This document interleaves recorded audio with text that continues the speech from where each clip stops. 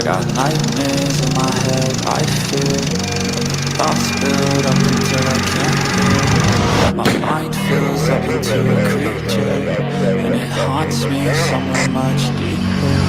I got nightmares in my head, I fear thoughts build up until I can't hear, that my mind fills up into a creature, and it haunts me somewhere much deeper.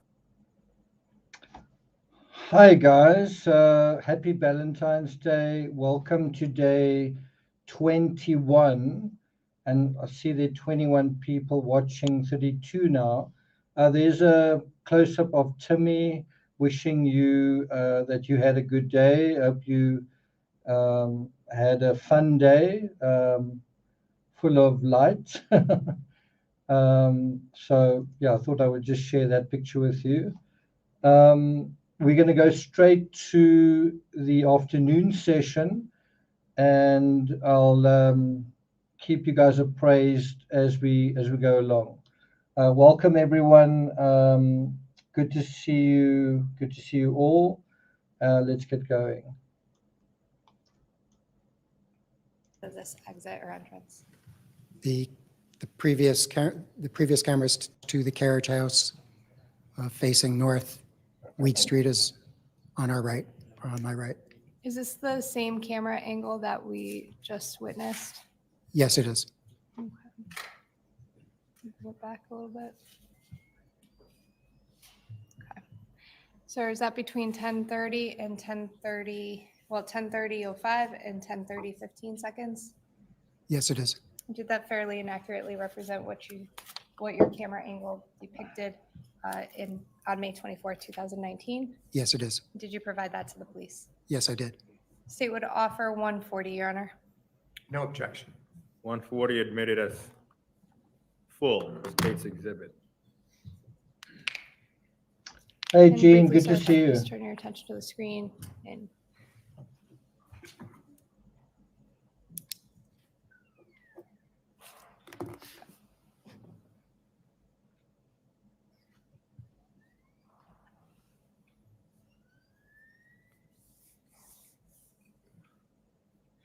Sir, did you indicate where Waveney Park is in relation to your residence? Yes, I did. And where was it? It's approximately a mile away Okay. toward the south. Thank you, sir. I have nothing further, Your Honor. So did you catch that? That was a black Chevy Suburban moving from what I could see away from Waveney Park. Sorry. Yeah, I think towards Waveney Park at around 10:30, which is around the time that the crime scene cleaning up was completed.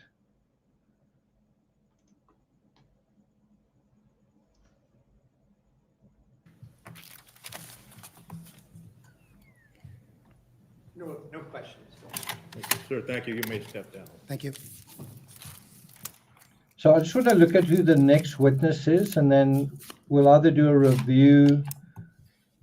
Thank you, Your Honor. I have nothing further at this time. Thank you. Does the state have witnesses to call tomorrow morning beginning at 10? I do, Your Honor. Thank you. So ladies and gentlemen, that concludes today's session. Plan to resume tomorrow at 10 o'clock. Please do not discuss the case, and please do not. So once again, you can see Michelle Troconis dressed as the mousy librarian. She's wearing beige, seems to be her favorite color in court, same color as the wood behind her. And she's got her earphones in as usual. She couldn't understand anything otherwise. There she is taking them off, and also wearing glasses.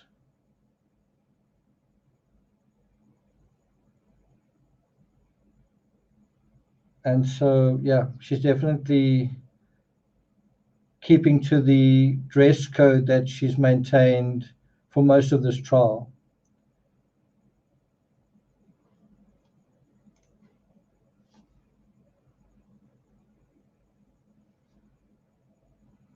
Let's just get through this last little piece where we can get a good look at her.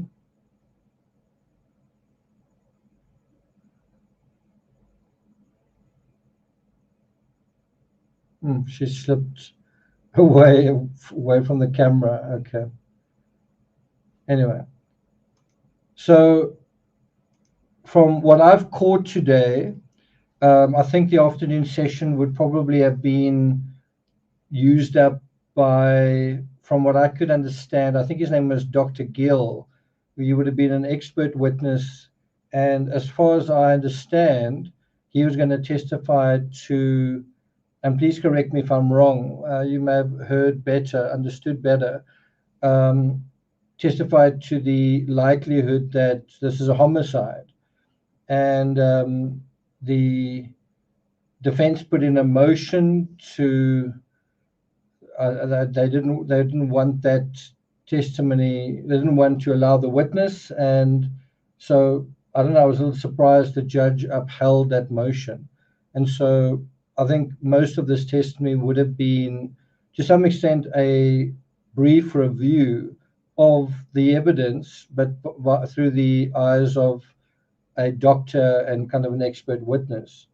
I was really looking forward to that, and I thought it would have been quite interesting. The judge's position was something along the lines of the jury have had 4 weeks to hear all the evidence, and they can basically make up their own mind on whether Jennifer DULOS was murdered. So what do you guys think? Do you think the judge made the right call there? Let's quickly get a little poll going. Maybe I should put a poll up. Do you think the judge made the right call in not allowing that last witness?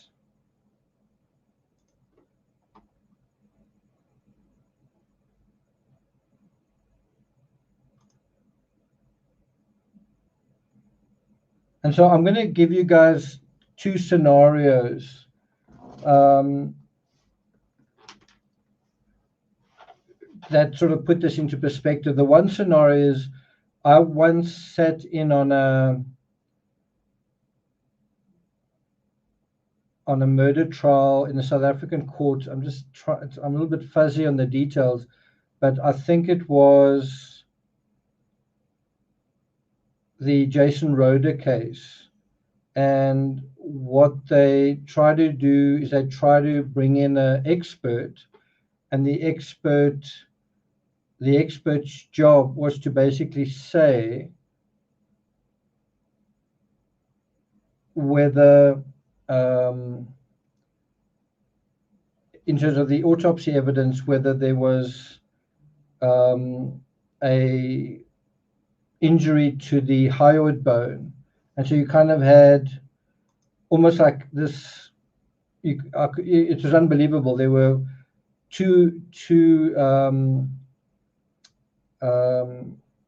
pathologists for the defense, experts, and two for the state. And then I think the defense even called a third one, right? And so you almost had like this war of experts basically saying, this is what the reality is. In other words, either the hyoid bone is broken or it's not broken, right? And so I want to juxtapose that to, again, I'm a little bit fuzzy on the details. I think it was in the Henry van Breda case. They wanted to bring in an expert to testify as to Henry's state of mind, just basically a psychologist. Actually, it could have been the Jason Roeder case as well. In other words, yeah, I think they wanted to bring in a psychologist to basically testify to state of mind. and the judge said, you can't have a expert testifying in a way that basically, how did he put it, usurps the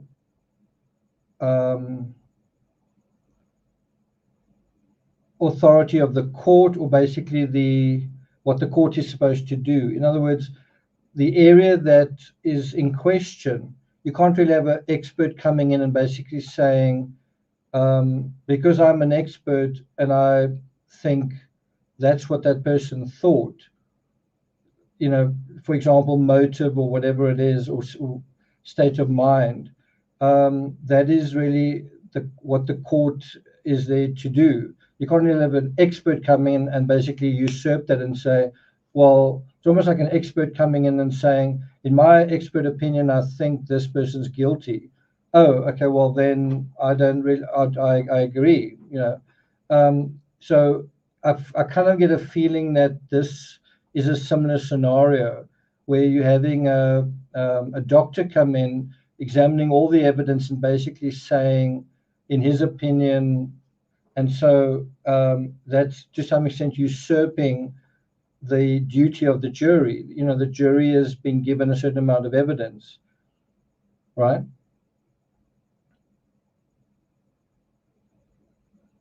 Now, I don't know. Hi, Wendy. Good to see you. Now, I don't know whether I've explained this very, very well, but based on the explanation I have given, do you agree with the judge that in upholding the motion from the defense?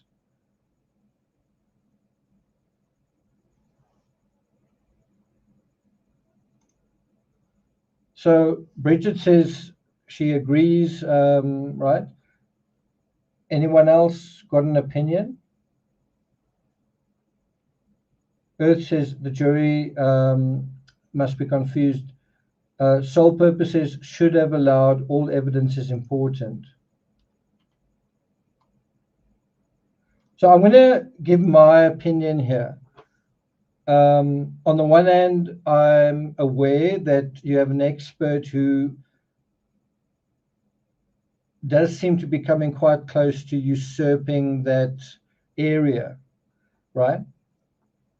On the other hand, I do agree with Earth saying the jury must be confused. A lot of my viewers have been quite confused, and I think what does need to be raised and dealt with is we, more or less halfway through this trial, is it certain? Is it clear? Is it obvious? Is it likely? Is it probable that Jennifer DULOS, was murdered? And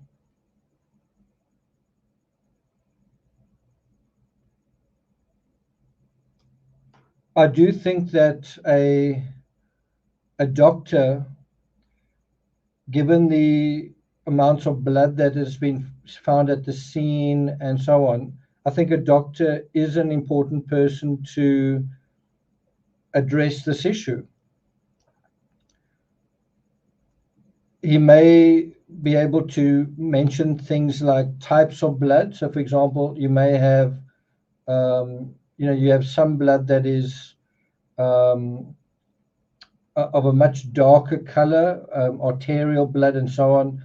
He may be able to talk about the kind of blood that they found at the scene in a way that makes it a bit more explicit what has taken place. I have a feeling that the jury you may have a juror on this jury who may be thinking the whole time, well, how do we even know Jennifer was murdered? And then the case kind of gets hung on that issue. And so this whole idea of usurping the jury's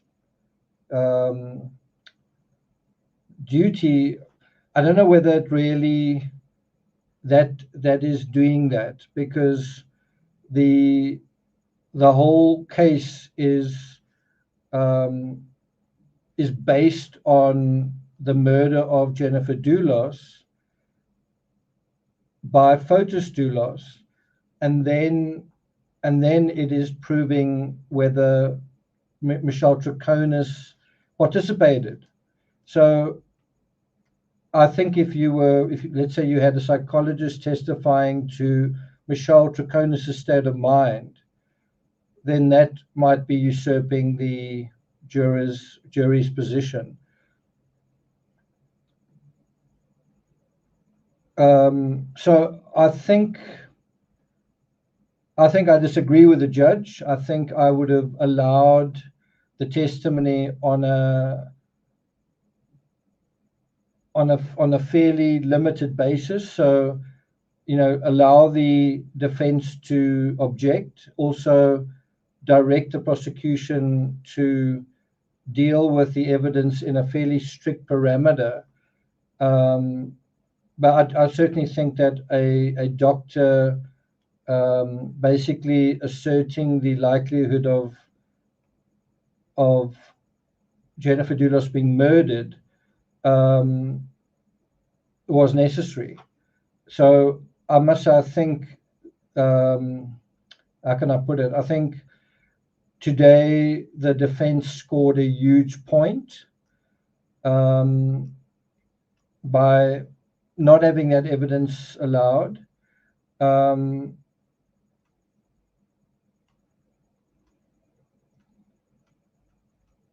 What do you guys think?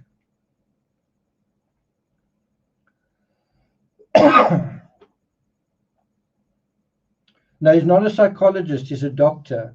I'm comparing a doctor as an expert to a psychologist who's an expert, and this idea of usurping the jury's duty.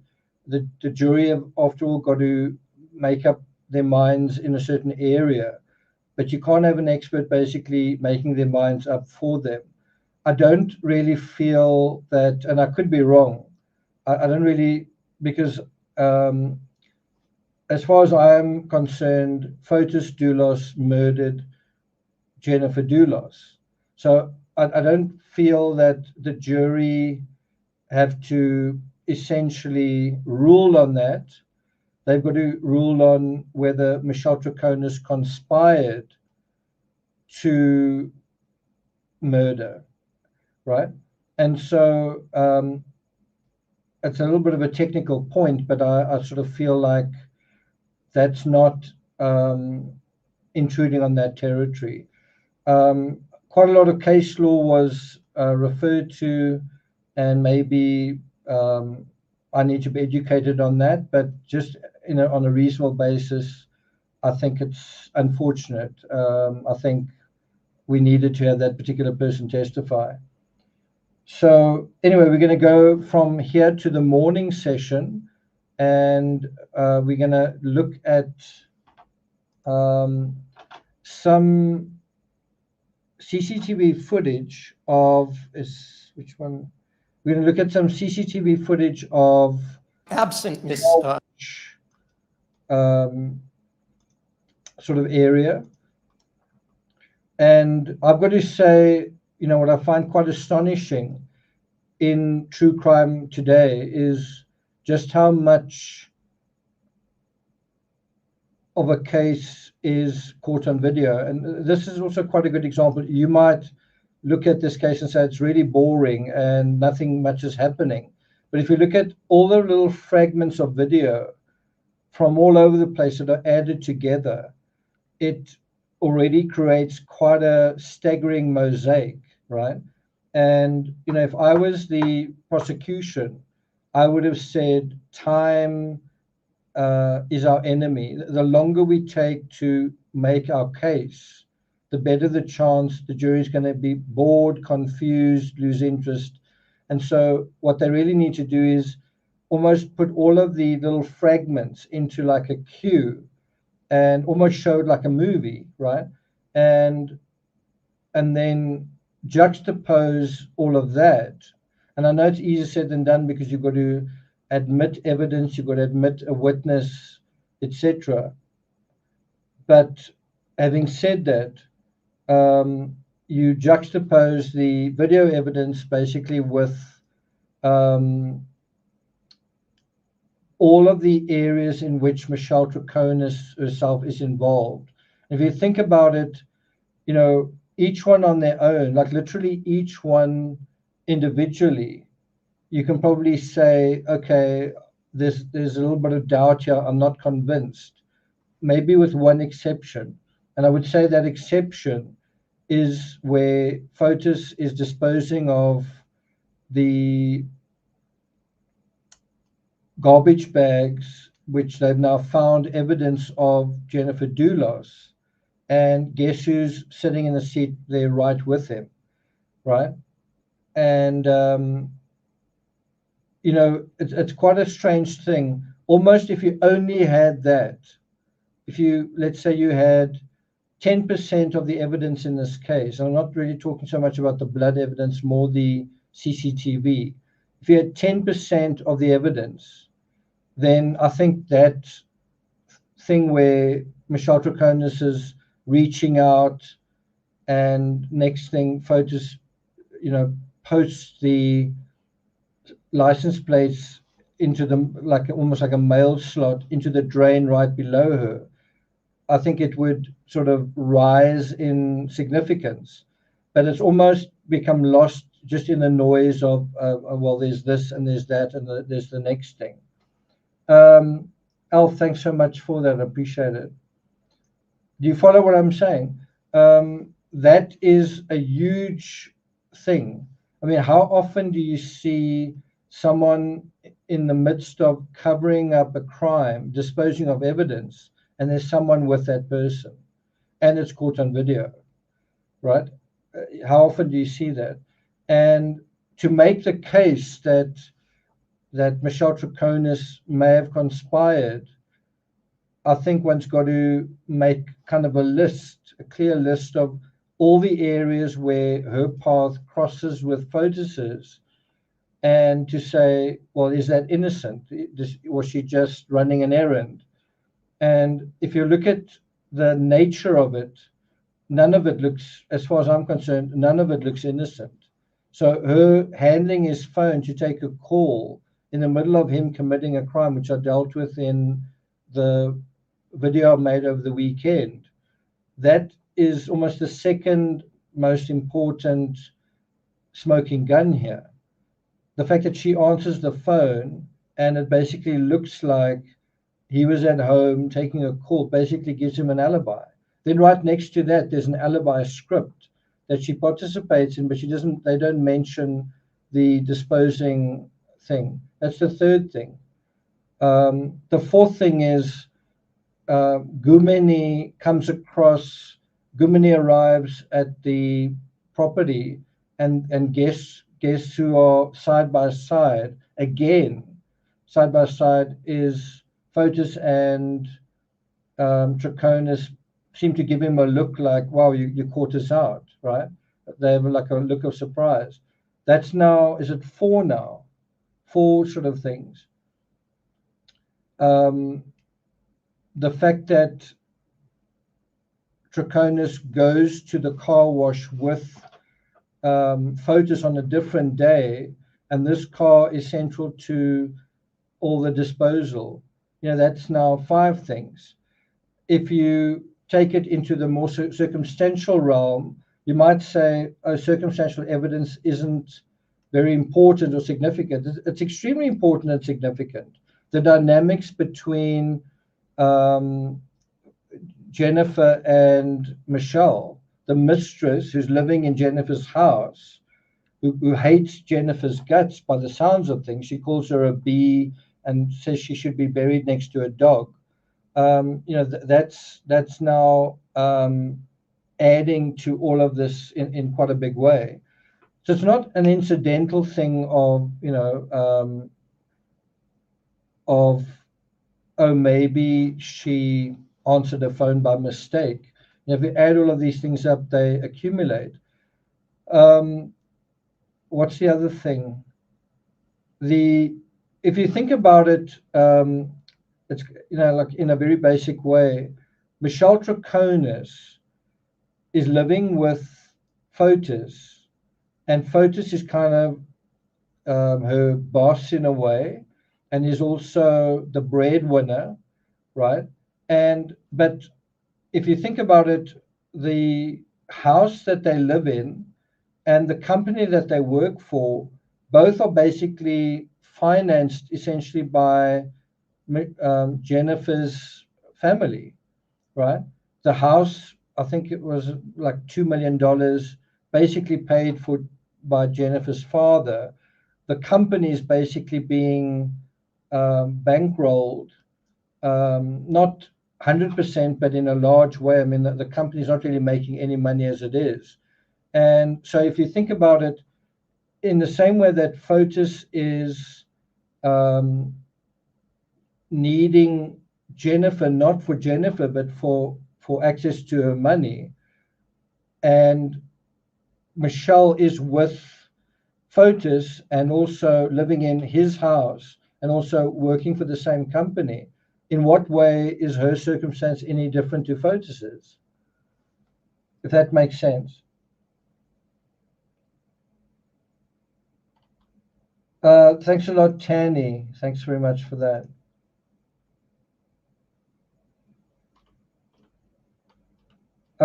The Aristocat says, someone gifted me a membership. How do I know to thank? Well, I'm sure there are a couple who have gifted memberships, so thanks for that. So we're going to go to the morning session now, and we're going to deal with and you can just see how long this went on for. It was about an hour that Shoehorn argued in the morning, and then things got off to a start eventually. Let's just go to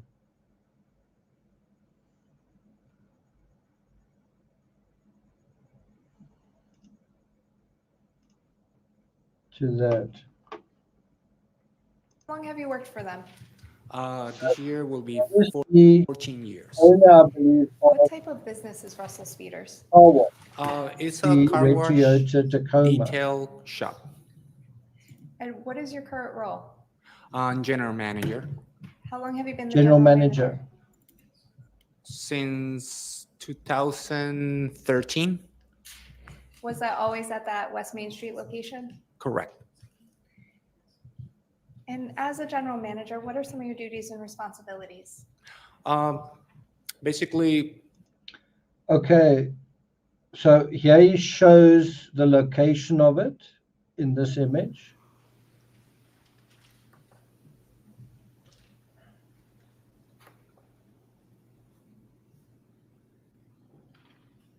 Once it focuses.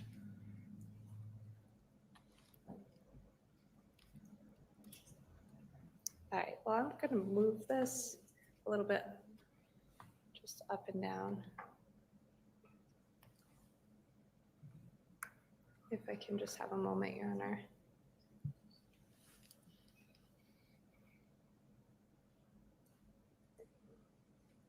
Do you see the car wash on that? yes, it's all the way up here. Okay, and that would be the Avon area? Correct. Okay, where would be the Hartford area in relation to this map? Hartford, it will be towards that area, to the right. And Farmington? Farmington, it will be also, I would say this area too. Okay, thank you. You can have a seat, sir. So just broadly speaking, I find it interesting how the disposal of evidence, if you take just 2 points, I showed you guys this the other day. I'm not sure if I've got it written down here.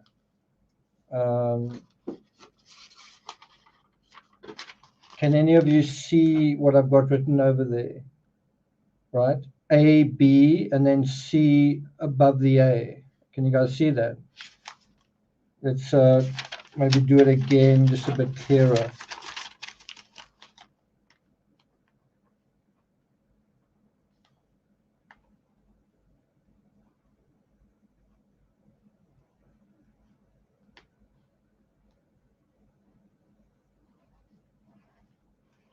Can you guys see that? Right? So if you think of A as Farmington, where the DULOSes stay, I'm talking about Fotis and Michelle Troconis, right? And B is New Canaan, where Jennifer stays. Then you have the disposal of evidence, not in this sort of area, but in the opposite direction, right? Do you see what I'm saying? So basically, the car wash and Hartford is sort of in the opposite direction to New Canaan. Now, in the Suzanne Morphew case, you have something similar, but it's sort of turned around. You have, that's Moffat, that is Puma Path, and that's Broomfield. And so you have Barry Morphew driving to Broomfield, but in the end, the body is actually found in the opposite direction. I just find that psychology interesting.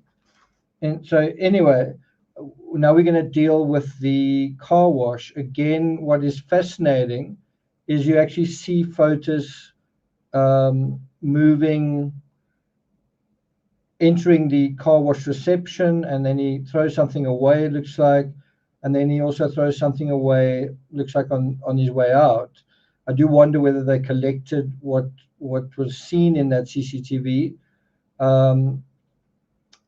Remember, we also saw Fotis and Michelle, after throwing away evidence of a human life, going into Starbucks like it was just any other day. Anyway, so we're going to go up to, I guess, this point here. I'm stopping it right at 1 second. What are we looking at? That's actually the entrance of the car wash. Okay. Where would the car wash be located if you're looking straight on, to the left or the right? That, in terms of, Well, if So just by the way, I actually had my car washed today. Guess how much it cost? It was less than $10. And there's the vehicle arriving.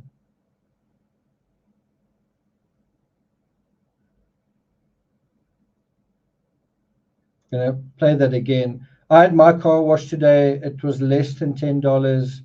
Just trying to think how much it actually would be.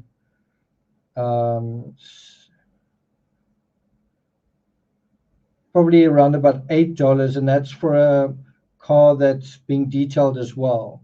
So that just gives you an idea of how, first of all, I guess you could say cheap things are in South Africa, but also how expensive it is for us going to America. It's a lot more expensive. Now, what I always find so troubling and incredible in true crime is, when you see CCTV like this, you get that shock that, oh my God, this is really real. This is not just a story. And it's something that we often get caught up in. We think this is just a story, but these were real people. This is a real life that was lost, and someone who really, really took it upon themselves to take someone else's life. Someone thought, you know what, I'm not sure if I want to continue dealing with this. I think I'm going to take the easy way out. the time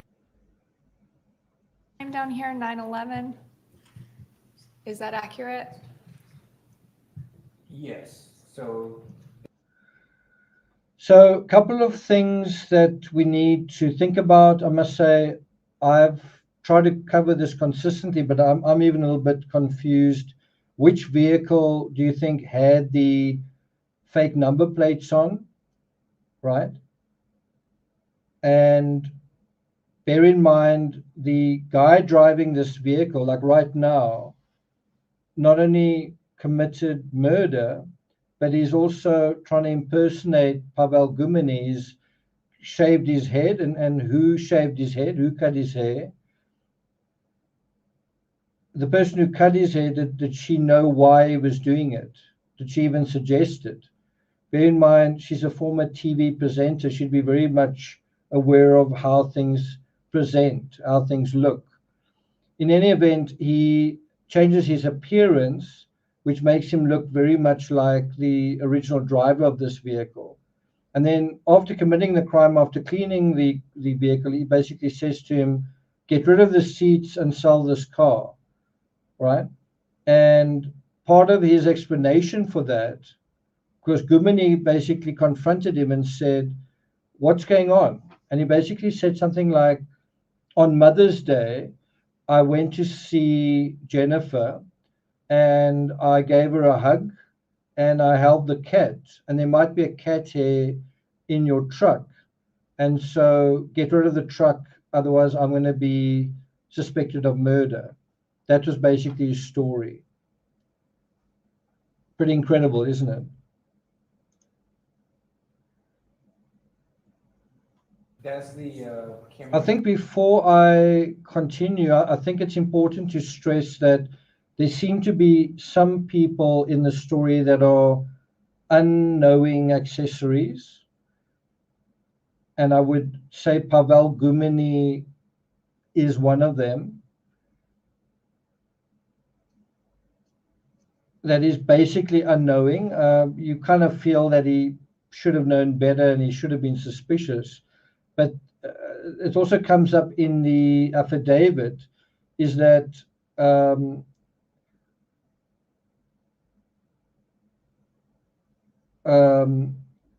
Fotis was all too aware that Pavel had a green card and that if he gets into any trouble, that he could lose his status. And so I think he felt that he had Pavel under his thumb in that respect, that you don't want to cause trouble with the police.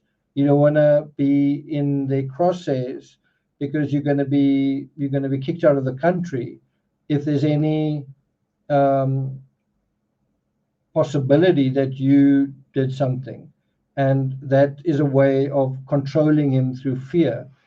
Now, one's got to differentiate that, a sort of an unknowing accessory, with someone who's absolutely a knowing accessory. And also, how do you prove the difference between the two? Because I think a really good example is Pavel, his path crosses with Fotis's quite a few times. Also, he does what Fotis tells him to do in a way that would most of us want to change our car seats. On the other hand, does Pavel participate in Fotis's alibi? Does he write an alibi script?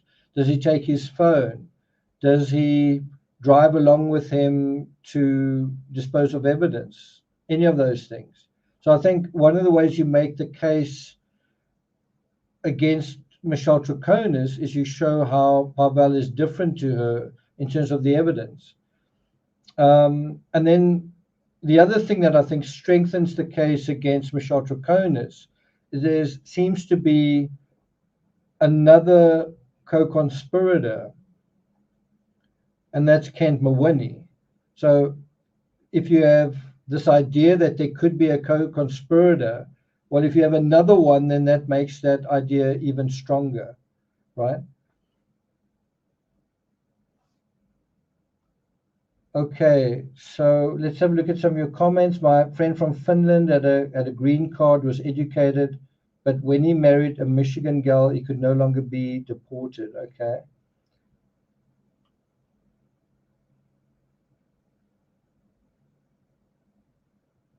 Yeah, that is a question. That is definitely a question. Robbie Robin, good to see you. Catherine says PG guessed what was up, but not until he felt trapped.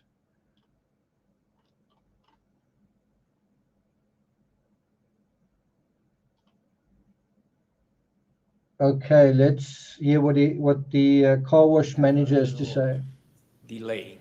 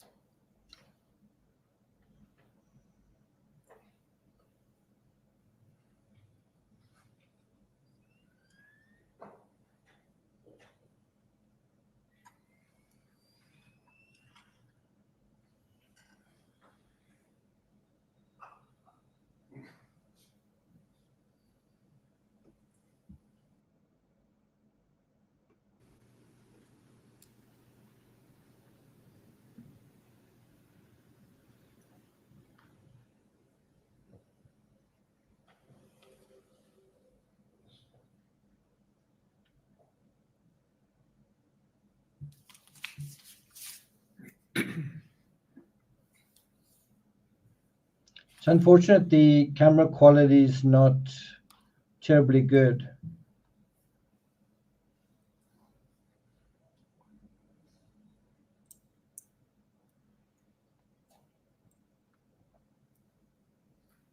We can't even make out the license plate from this obvious front-on angle.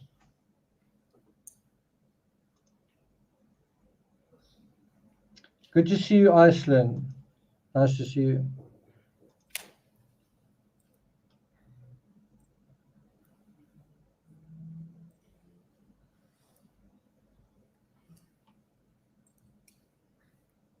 I did not know that.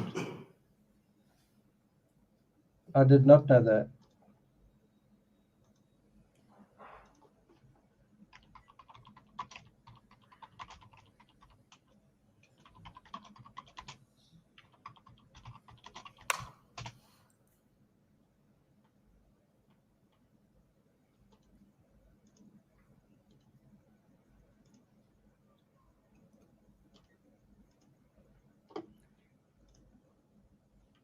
Okay, sir, is that video taken from Russell Speeder's car wash on May 29th, 2019 at around 9:11 to 9:15 in the morning? Correct.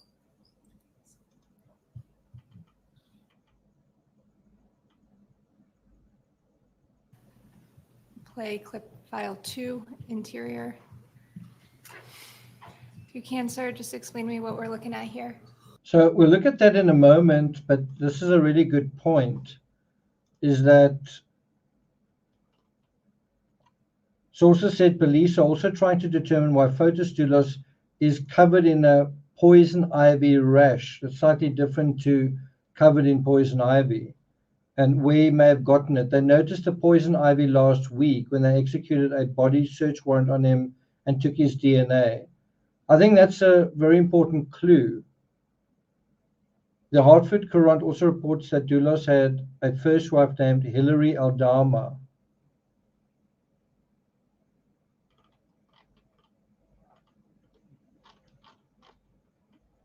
So, if you're looking for a potential grave, it might be near to poison ivy.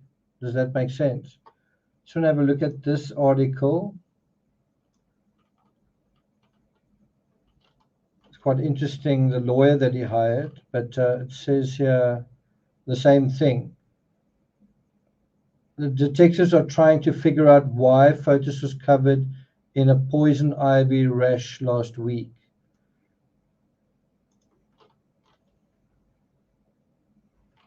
So, to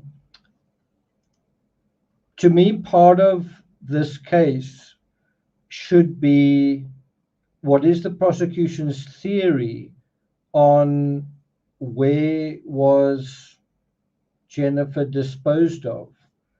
Do they have a hypothesis? And I don't know. Do you think that that's going to be presented at trial? As soon as you say something like this, the poison ivy, then that certainly takes you in a direction. Was there poison ivy on any specific property? So I don't know. I don't know whether poison ivy is very common in Connecticut, but I would imagine it is.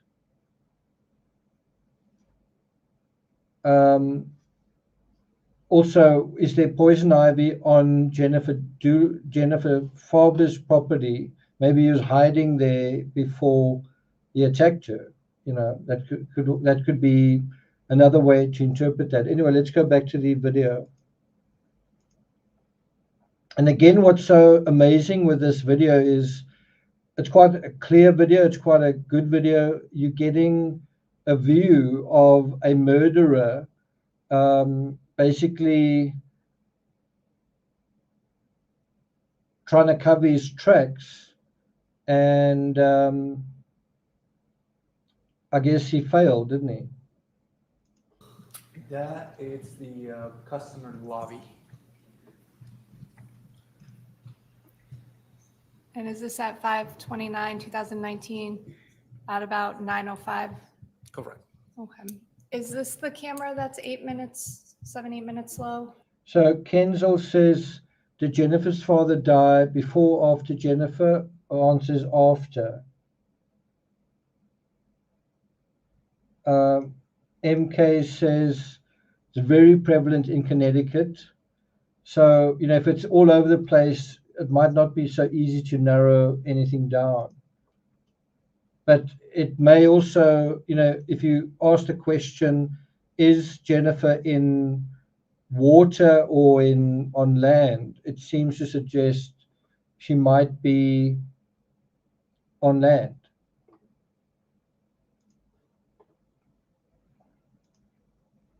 Yes, ma'am. Okay.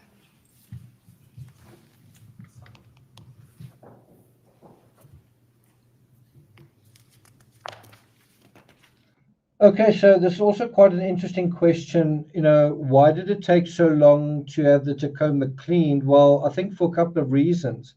One was the police swooped in pretty quickly. It wasn't as though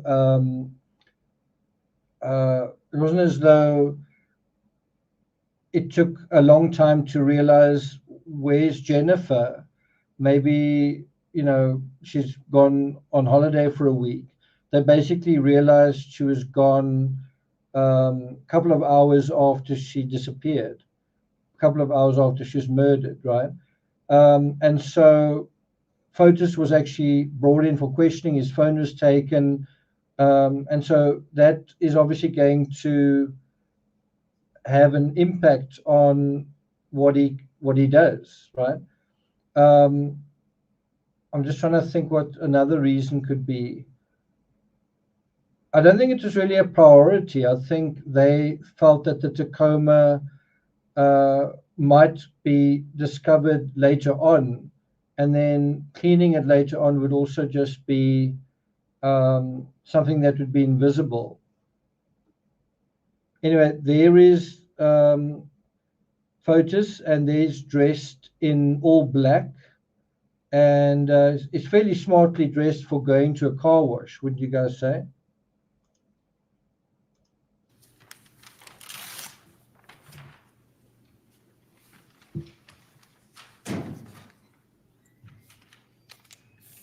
Now, do you remember what he wrote on the receipt?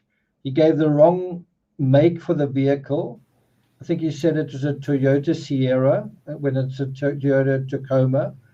He gave Michelle's cell number, not his own, and he left the name blank as well.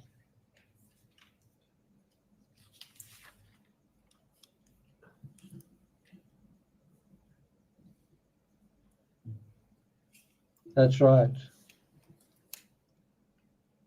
Now,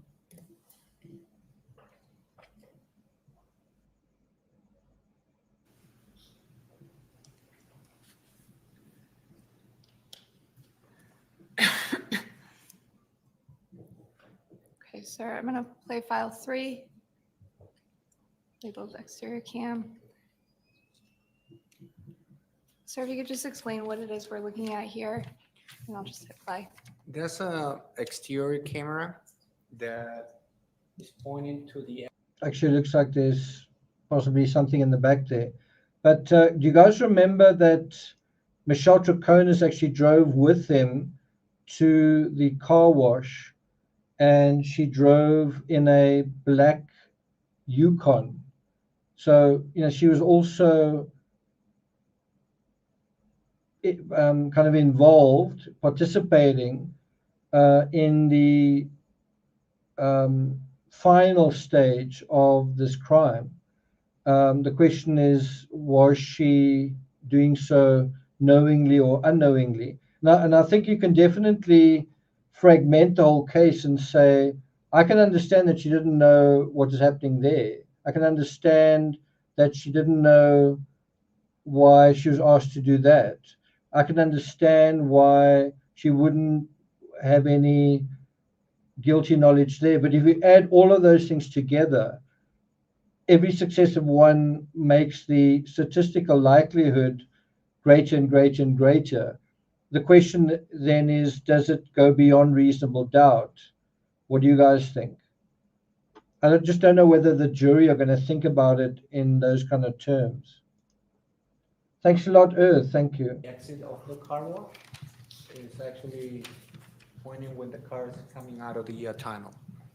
And there's a crew that's drying off the cars and do interior windows.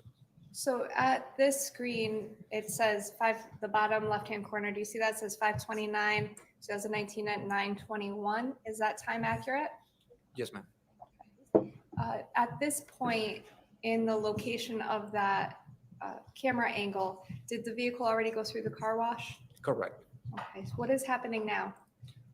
As of right now, as soon as the car is coming out of the tunnel, there's a small crew that start drying off the car, doing windows, a little dusting off of the interior. That would be for a normal service, like quick service.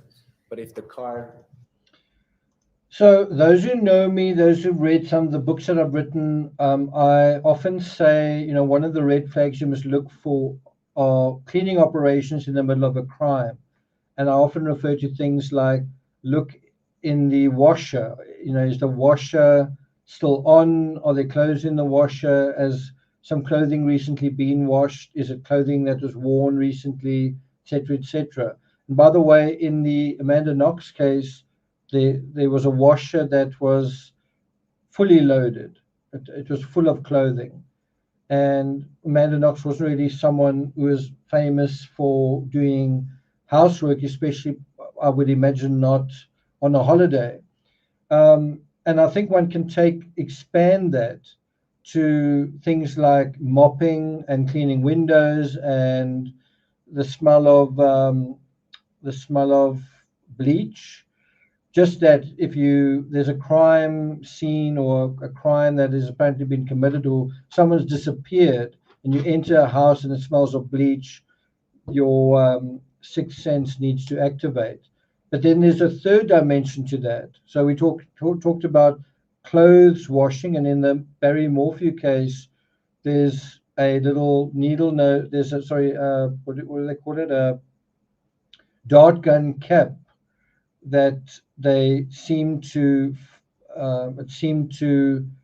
come out of the dryer, I think. And that suggests that there was washing done or dried at a peculiar time. You also had that with the Scott Peterson case. But anyway, if we just take it's washing clothing, it's also cleaning surfaces, which could be things like a floor or a bed or wood, right? And then the third area, which is seen quite often now in true crime as well, is having a car clean. Now, you would imagine that if you've committed a crime and you want to get away with it, you would clean the car yourself, right? And I'm certainly not trying to advocate committing a crime or trying to get away with it. I'm just saying you'd imagine criminals wouldn't further expose themselves by going to a car wash where you now expand your possible witnesses and, put yourself on CCTV like you see here. You would imagine they would clean the vehicles themselves. Instead, you see cases like the Letitia Store case, where I think she also had her car cleaned. This is another case where that happened. Can anyone think of other cases where someone took their car somewhere to be cleaned? What about the Vicky? What is her name again? Vicky Smith. What's her name? Remember that case? Jodi Arias tossed a camera into the washer, and that didn't work out very well.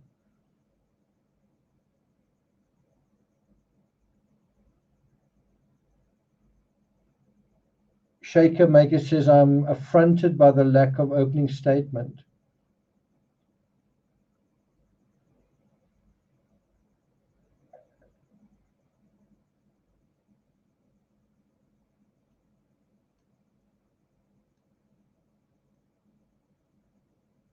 Lois, you can. Are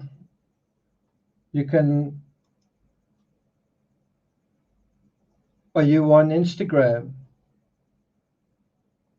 or are you on Twitter? You can maybe contact me that way. Can you think of any other cases where cars are cleaned? I'm trying to think whether that happened in the Laurie Vallow case. We know that in the Madeleine McCann case, it seemed to have been done privately. The car was open and ventilated. In the Casey Anthony case, I don't know whether she took the vehicle to a cleaner. I think that they also tried to clean the vehicle themselves. And I mean, I think that really says it all. Yes, these people really hate to clean themselves. And think about what Michelle Troconis was saying. She was saying that, and it's so crazy, in her statement, she said, on the day of the murder, she went to, she kind of got all of these cleaning articles, went to the property, then found that she was missing a small mop or something, then kind of returned and then returned again and was starting to clean windows, only to realize there were too many windows to clean, and so she gave up. So she's basically saying she got all of this cleaning stuff together, but then ultimately didn't clean anything. Right? And I do think that's a fair statement, that they do really hate to clean themselves. They do hate to clean up after themselves. And I think that's partly the reason for the crime in the beginning, to begin with, is there's a certain amount of laziness. There's a certain amount of entitlement. There's a certain amount of greed. There's a good example. Well done. Brian Koberger cleaned his car himself. Murphy says Brian cleaned Gabby's van. I'm not that clear on that, but I wouldn't be surprised. Scott Peterson washed his boat that night. Okay. Okay, well, I don't know if I would include the whites in that.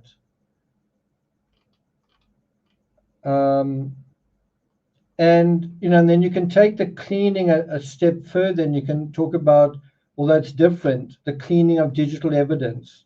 So what I'm trying to say is, if you start to see things like washing is done, then some kind of spring cleaning is done. And in this case, 10 paper towels disappeared, and the nanny said, wow, someone did a lot of cleaning up for in the last 24 hours. What is that all about? If there's also cleaning of a vehicle and cleaning of a phone, if you add all of those things together, really, is that what somebody does typically? I mean, I cleaned my vehicle today, but I didn't delete any messages off my phone. Also didn't wash dishes or do the laundry, although I do have quite a lot of laundry in the machine, right? But what I'm trying to say is that is kind of a sign that something nefarious probably did happen. Need to go to the detail area. They drive him off regardless, and they bring the car to the detail department. So if it was just the initial car wash, about how long does that take? That for a quick service is only about 20 minutes, but a detailing takes up to 4 hours, could be. I must say, I interrupted the detailing on my vehicle and just said, look, because I was with my dog, I was just like, and it was really hot. I just said, look, just finish up the front and then let's get going. So Hazel Eyes, good to see you, says, are they ever going to prosecute the Morphew case? I heard a rumor that it's likely to occur before May. So, or in or before May. So, if you think about it, that's basically, we've got basically 1 month left. So I don't know. I don't know if that's wishful thinking, because there's a lot of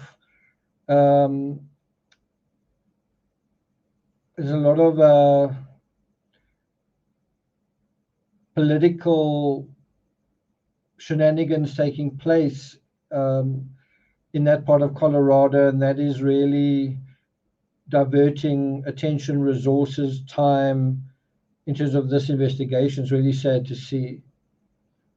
People are putting their careers ahead of justice. It's unfortunate. But I've got a feeling we're going to see something in April or early May, but we'll touch wood and see whether that happens. Okay, let's go back to this. I'm gonna stop the video at 1 minute and 35 seconds. I'm gonna show you one more video, sir. File 4.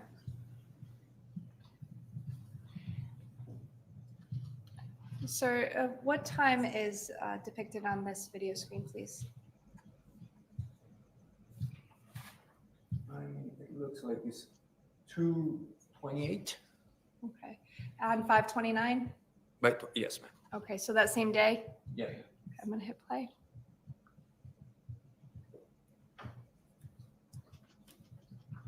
Looked like a 26 to me.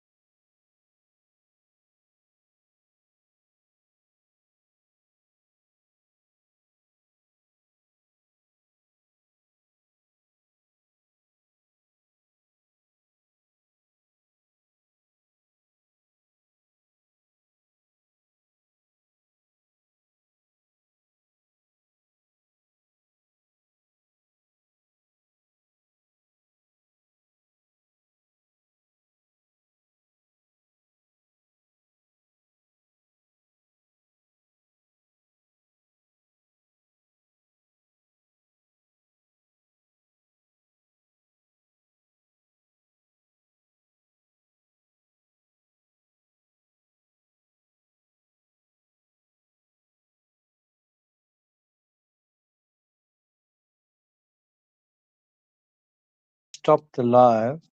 Sorry about that.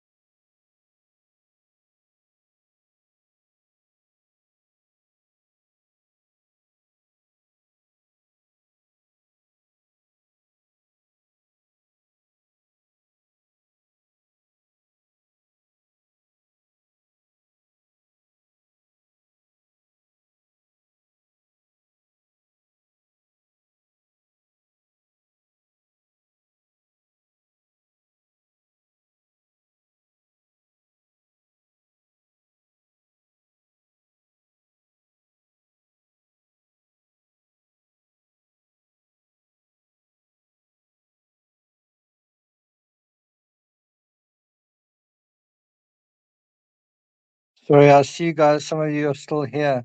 As you can see, almost total darkness. Anyway, thanks for sticking around, guys. I'm afraid this time I can't bring myself back. So anyway, really sorry about that. I'll know next time just to have one aircon on. Anyway, thanks for being here, guys. See you guys next time.